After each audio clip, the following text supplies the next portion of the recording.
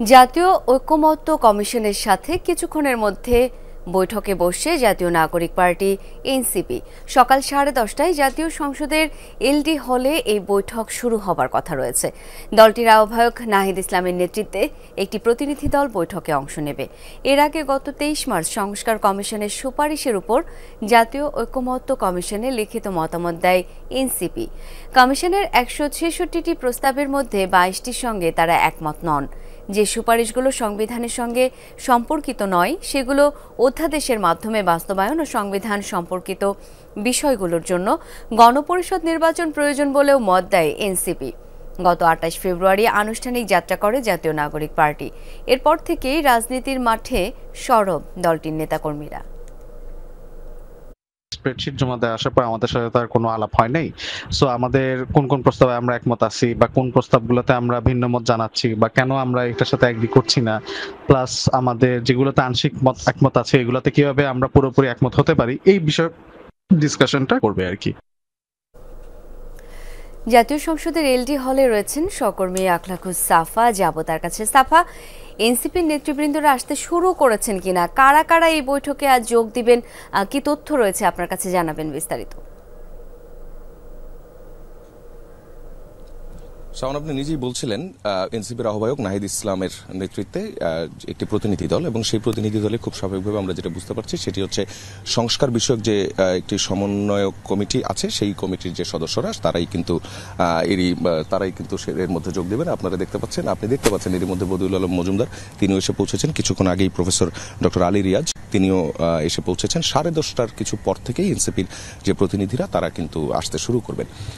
আজ তারা আলোচনায় কি বলবেন এই নিয়ে কিন্তু গতকাল আমার সঙ্গে এনসিপি নেতাদের সঙ্গে বেশ কথা হচ্ছিল, এবং এর আগেও তারা যখন ঐকমত্য কমিশনের কাছে তাদের যে মতামতগুলো জমা দিয়েছে সেই মতামতেই কিন্তু আমরা দেখতে পেয়েছি 166টি যে মতামত ছিল সংস্কার কমিশনগুলোর, সেই 166টির মধ্যে 113টির সঙ্গে এনসিপি পুরোপুরি একমত পোষণ করেছে, 29টির সঙ্গে আংশিক একমত এবং 22টির সঙ্গে দ্বিমত পোষণ করেছে। এবং যেই মতামতগুলো তারা দিয়েছে সেই মতামতগুলোর মধ্যে উল্লেখযোগ্য যেগুলো আছে, অর্থাৎ যেগুলো নিয়ে আজ মূলত আলোচনার জায়গা, সেটি কিন্তু আপনি যেমন প্রথমেই বলতে পারি এনসিপি গণপরিষদ নির্বাচনের কথা বলে এবং একই সঙ্গে তারা নতুন সংবিধান প্রণয়নের কথা বলেছে। এই জায়গাটিতে তারা একেবারেই অনড়। এছাড়া উচ্চকক্ষের সর্বনিম্ন বয়স 33 বছর রাখা, শিক্ষাগত যোগ্যতার বিধান যাতে না থাকে, স্থানীয় সরকার, শিক্ষা, স্বাস্থ্য নিয়ে আলাদা কমিশন গঠন করার কথা বলেছে।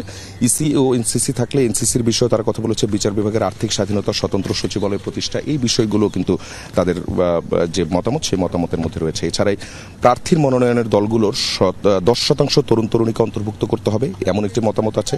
যাদের সর্বোচ্চ বয়সসীমা 35 বছর পর্যন্ত ধরা যেতে পারে এমনটাও কিন্তু মতামত দেওয়া হয়েছে, এবং প্রার্থীর বয়স কিন্তু তারা কমিয়ে অর্থাৎ 25 থেকে 23 এবং ভোটারের বয়স 18 থেকে 16 করার যে প্রস্তাব, সেই প্রস্তাবও কিন্তু তারা মতামত আকারে দিয়েছে। প্রার্থী হওয়ার ন্যূনতম বয়স, যেটি বলছিলাম, ডেপুটি স্পিকার একজন হওয়া উচিত এবং তা বিরোধী দল থেকে নেয়ার যে মতামত সেই মতামতটি দিয়েছে। প্রধানমন্ত্রী, সংসদ নেতা একই ব্যক্তি হতে পারেন, তবে মন্ত্রিসভার ক্ষেত্রে প্রথমজন হলে ভালো হয়, এমনটাই কিন্তু তারা বলেছেন। এছাড়া 70 অনুচ্ছেদ অর্থাৎ যেটি বেশ আলোচিত, সেখানে যেমন দলের মতামত দেওয়ার বিষয় রয়েছে যে সংসদে যারা সংসদ সদস্য হন তারা যেই দলের সংসদ সদস্য সেই দলের বিরুদ্ধে তারা যে ভোট দিতে পারতেন না, এর যে বিদ্যমান বিধানটি রয়েছে সেটির কিন্তু তারা একটি আপডেটেশনের কথা বলেছেন। তারা বলছেন অর্থ বিল ছাড়া দলীয় সিদ্ধান্তের বাইরে মতামত দেওয়া যাবে, এমনটাই কিন্তু তারা এর মধ্যে অন্তর্ভুক্ত করতে চান এবং মতামত হিসেবে দিয়েছেন। পাশাপাশি দলের বিরুদ্ধে অনাস্থা ভোটও যুক্ত করা যেতে পারে বলে তারা মতামত দিয়েছেন। দ্বিকক্ষ বিশিষ্ট সংসদ তারা চান, এক্ষেত্রে উচ্চকক্ষের প্রার্থী নির্বাচনের আগেই ঘোষণা করতে হবে, এমনটা বলেছেন। জাতীয় সাংবিধানিক কাউন্সিল হতে পারে এই এনসিসি, যেটি এর আগে কোনো দল কিন্তু আলাদা করে বলেনি। এনসিসির কথা বলেছেন এবং 9 সদস্যের এই কাউন্সিলে সিদ্ধান্ত হতে হবে 2/3 সদস্যের ভোটে। আরও বলা হচ্ছে নির্বাচনকালীন অন্তর্বর্তী সরকার হতে হবে, তাদের কাজ কেবল নির্বাচন আয়োজন করা এবং এর মেয়াদ 70 থেকে 75 দিন পর্যন্ত হতে পারে। ইসি ও এনসিসি থাকলে আলাদা তত্ত্বাবধায়ক সরকার ব্যবস্থার দরকার নেই, দায়িত্ব নিতে পারে এনসিসি, এমনটাই কিন্তু বলছেন। নতুন সরকার দায়িত্ব নেওয়া পর্যন্ত এনসিসি থাকবে, তাদের বিরুদ্ধে অভিযোগ থাকলে তদন্ত করতে পারবে সুপ্রিম জুডিশিয়াল কাউন্সিল। সংসদ চলাকালে জরুরি অবস্থা জারির পরিস্থিতি হলে উভয় কক্ষের সংখ্যাগরিষ্ঠ মতামতের ভিত্তিতে হতে হবে, এমন কিছু যে মতামত সেই মতামতগুলো কিন্তু রয়েছে।